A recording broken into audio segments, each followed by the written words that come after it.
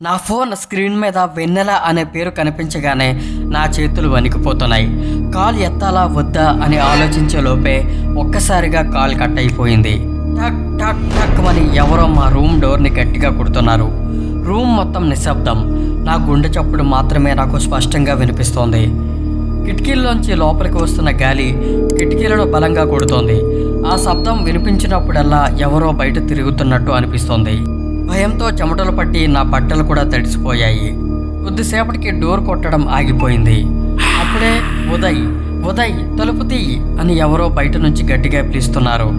నా కాళ్ళు ముందుకు వేస్తున్న ప్రతి అడుగు శబ్దం నా చెవుల్లో భయాన్ని ఇంకా పెంచుతోంది.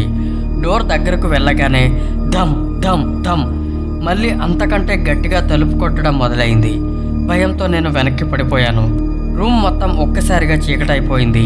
ఉదయ్ ఉదయ్ ఉదయ్ అనే గొంతు మాత్రమే నాలుగు వైపులా మారుమోగుతుంది. భయంతో కళ్ళు బిగించి మూసుకున్నాను.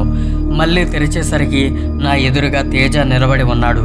ఏంట్రా ఎంత లేపినా లేవట్లేదు, ఫస్ట్ డే కాలేజ్కి లేట్ అవుతుంది, రెడీ అవ్వు అన్నాడు. ఏంటి ఈరోజే ఫస్ట్ డేనా అని అడిగాను. అవునురా బాబు అన్నాడు. ఒక్క నిమిషం నేను షాక్లోకి వెళ్ళిపోయాను. అప్పుడు అర్థమైంది, ఓ ఇదంతా కళ. నిన్న రాత్రి ఆ చెట్టును చూస్తూ వెన్నెల గురించి ఆలోచిస్తూ అలాగే నిద్రపోయాను. అందుకే అలాంటి భయంకరమైన కళ వచ్చిందేమో అనుకున్నాను. కానీ మనసులో ఒక్క మాట మాత్రం తిరుగుతూనే ఉంది. ఒకవేళ ఇది కళ అయితే వెన్నెల మాత్రం నిజంగానే ఉండాలి. అదే ఆలోచనతో త్వరగా రెడీ అయ్యి కాలేజీకి వెళ్ళిపోయాను. కాలేజీ గేట్ దాటే వరకు అంతా బాగానే ఉంది. కానీ క్లాస్ రూమ్లో అడుగు పెట్టగానే ఒక్కసారిగా వాతావరణం మారిపోయింది. వేడి ఎండలో ఉన్న కాలేజ్ ఒక్కసారిగా చల్లని గాలితో నిండిపోయింది. వెలుగు తగ్గిపోయి చుట్టూ మసక చీకటి అలముకుంది.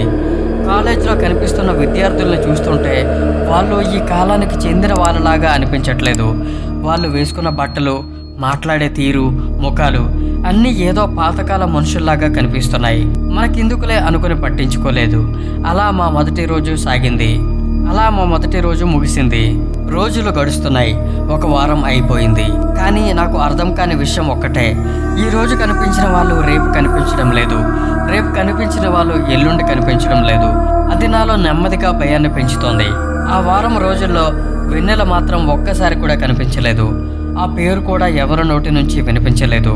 అప్పుడు ఒక్కసారిగా నాకు గుర్తొచ్చింది, మా ఇంటి పక్కనే హాస్టల్ ఉంది అని వెన్నెల చెప్పింది. అంటే వెన్నెల నిజంగానే ఈ ఊర్లో ఉందా? ఆమెని తేజకు చూపించి ఇదంతా నిజమే అని చెప్పాలని అనుకున్నాను. కానీ అప్పటికే చాలా లేట్ అయింది. అమ్మాయి ఇంటికి ఈ టైంలో వెళ్ళడం మంచిది కాదని హాస్టల్కి తిరిగి వచ్చేసాను. మరుసటి రోజు ఉదయం తెల్లవారగానే వెన్నెల ఇంటి కోసం వెతకడం మొదలుపెట్టాను. వీధి మొత్తం తిరిగాను. కానీ ప్రతి ఇంటి ముందు నాకు ఒకేలా ముఖాలు కనిపిస్తున్నాయి. వాళ్ళందరినీ ఎక్కడో చూసినట్టు అనిపిస్తుంది. కానీ వాళ్ళు ఎవరో సరిగ్గా గుర్తుకు రావడం లేదు. గాలి కూడా సాధారణంగా వేయడం లేదు. ఎవరో నా చెవిలో ఊదుతున్నట్టు, వింతగా అరుస్తున్నట్టు అనిపిస్తోంది. ఒక్కసారిగా ఒక పెద్ద చెట్టు కింద ఆగిపోయాను. అక్కడ నిలబడి ఆలోచిస్తుంటే నాకు షాక్ ఇచ్చిన ఒక నిజం అర్థమైంది. ఈ ముఖాలన్నీ మా కాలేజీలో చూసిన వాళ్ళవే, కానీ వాళ్ళకు మాత్రం నేను గుర్తులేను. అప్పుడే నా వెనుక నుంచి ఒక ఆడ గొంతు వినిపించింది. వెనక్కి తిరిగి చూస్తే వెన్నెల కనిపించింది. ఆమెను చూసిన క్షణంలో నా ఒళ్ళంతా జలధరించింది. గాలి ఒక్కసారిగా బలంగా వీచింది. చెట్ల కొమ్మలు కదులుతున్నట్టు శబ్దం, ఎవరో ఉరివేసుకున్న తాడు ఊగుతున్నట్టుగా అనిపించింది. నా కాళ్ళు కదలడం లేదు. నా గొంతు ఎండిపోయింది.